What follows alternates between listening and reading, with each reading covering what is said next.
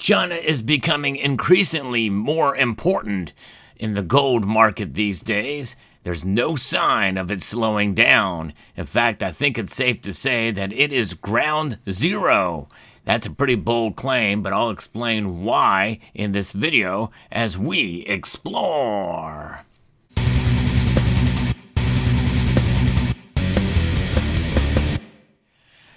What an amazing ride gold has been on here recently, especially in the last year, and a lot of it has to do with what China is doing, more and more. Now we know there are reasons why gold's price moves from day to day, week to week, and even month to month.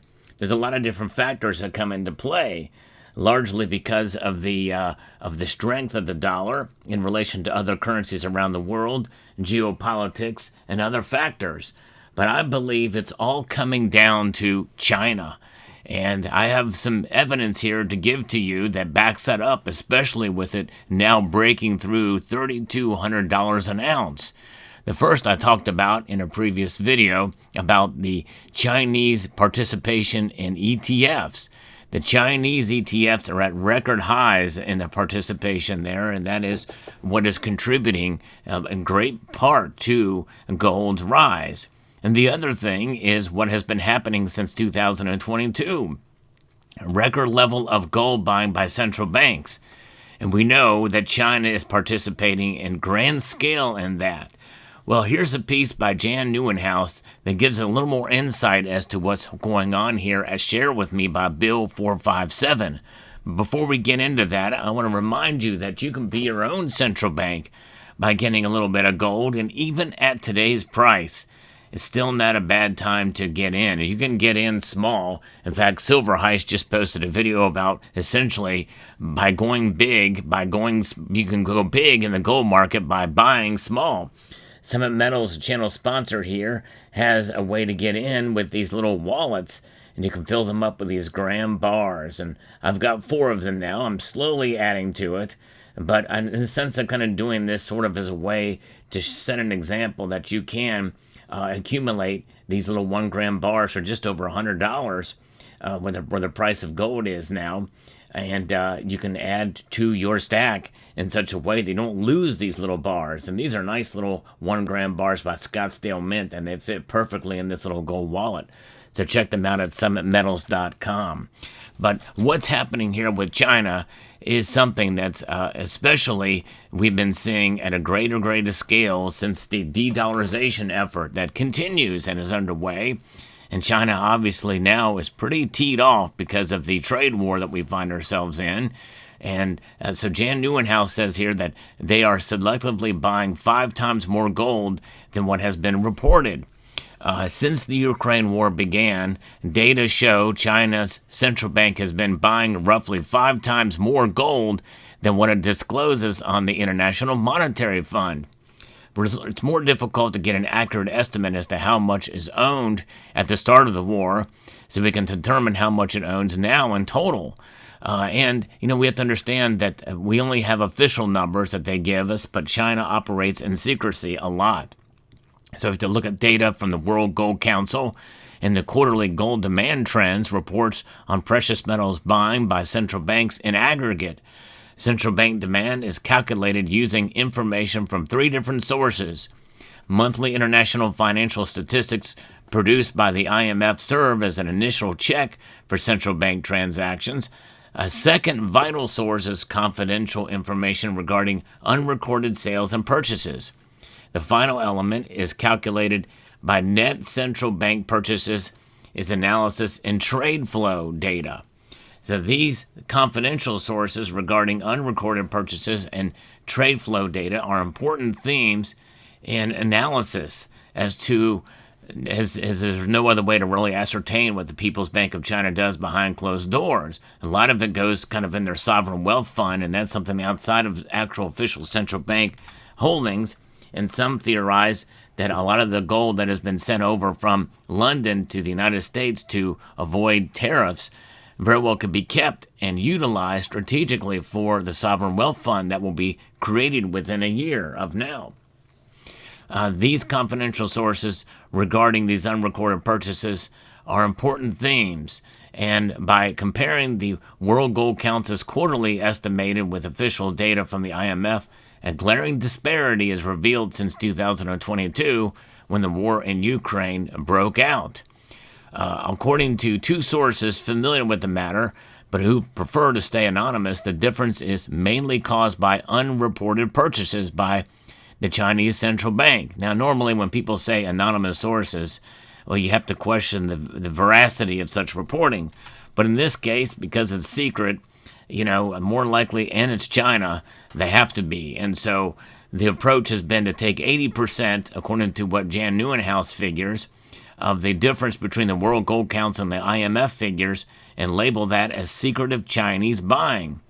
So if you calculate the People's Bank of China acquired 280 tons during the third quarter of 2022, in December of that year, the Financial Times published a similar estimate that confirms the accuracy of sources and methodology. And so the chief executive of Barrick Gold, Mark Bristow, the world's second largest gold miner, said China has bought tons of gold around the high 200s mark, based on his discussions with numerous sources. Gold industry insiders, whether working at bullion banks, mining companies, refineries, consultancy firms, or secret logistics companies, sometimes exchange information. It's through these interactions that estimates are conceived about the volume of secret gold buying by the Chinese central bank. So you got to access one or more multiple nodes in this network that can piggyback on their intelligence. And so with some statistics and calculations there, essentially works out that China is buying a lot of gold, and that doesn't account for the gold that is mined within the country, that is taken and utilized and stored from within the country. Likely that's not going to be on anyone's books. But the smoking gun as to the Chinese government stockpiling is when you see a continuation of large exports from Britain to China, whilst gold in Shanghai is trading at a discount versus London. And some people say, well, that's an example of sort of an arbitrage trade there. But you can see the Shanghai Gold Exchanges have both these metals up higher than regular spot price for a while. Obviously, no bullion bank would buy gold in London to sell at a loss in China. What actually happens is that the People's Bank of China buys gold in London and lets bullion banks transport the metal to Beijing. In these circumstances, bullion banks must deal with the customs department so that the flow of gold is recorded. Yes. And so this is where you kind of wonder what is being recorded, what's not being recorded. Mr. Neuenhaus theorizes that the Bank of China secretly holds 5,000 plus tons of gold, which is a threat to our 8,133 tons of gold stored in our central bank. We know how much gold is bought every quarter going back to 2010, when the World Gold Council's demand trends strike again, or data began, to get a ballpark estimate of how much it owns. All we need to is estimate is how much is owned at any point in time since 2010. And on two occasions, the industry insiders shared with the author how much they thought the Chinese central bank owns. On the first occasion, in late 2015, the insider told him that within his network, he tallied 3,300 tons, and that was back in 2015. The second source was more conservative and conveyed in June of 2024. His estimate was approximately 4,000 tons at that time. So that's a pretty steady increase according to estimates there. So if you reverse engineer those estimates and you take into account the growth right now by the end of 2024, given some calculations there, that's about 5,065 tons of gold that the Chinese hold. So 5,065 tons is the weight of fine gold that the Chinese central bank currently stores in the capital in Beijing. And who knows what could be in their sovereign wealth fund, which means that they very well could have much closer to what we have officially. And of course, the question is, do we have other gold that we have unofficially that is off the books here? I don't know. It would be strategic to continue to grow our gold reserves, but there's not been a single ounce added in years at our at our treasury, not our central bank. Our central bank actually holds no gold, just the gold certificates issued by the treasury as a claim to them at $42.22. A revaluation of such is what some theorize could happen in this country. How is it valued in China? Well, I don't know, but nonetheless, likely probably it's at market value now. And if you take into account the People's Bank of China's hidden gold reserves, as well as surreptitious additions by the Central Bank of Saudi Arabia and others, world official reserves reach an all-time high of 39,457 tons of the end of 2024. As virtually all new monetary gold buyers are located in the East, non-Western gold holdings are rising rapidly and have reached 45% of world gold reserves.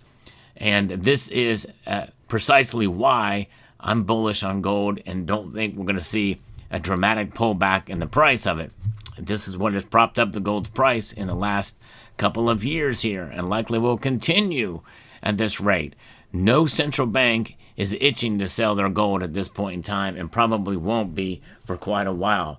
I think I can say that pretty confidently, and especially with China being at the forefront of this, other nations want to be able to have something to be able to hold power in that regard, because gold, as the Dutch central bank has been saying for quite some time now, is an anchor of trust.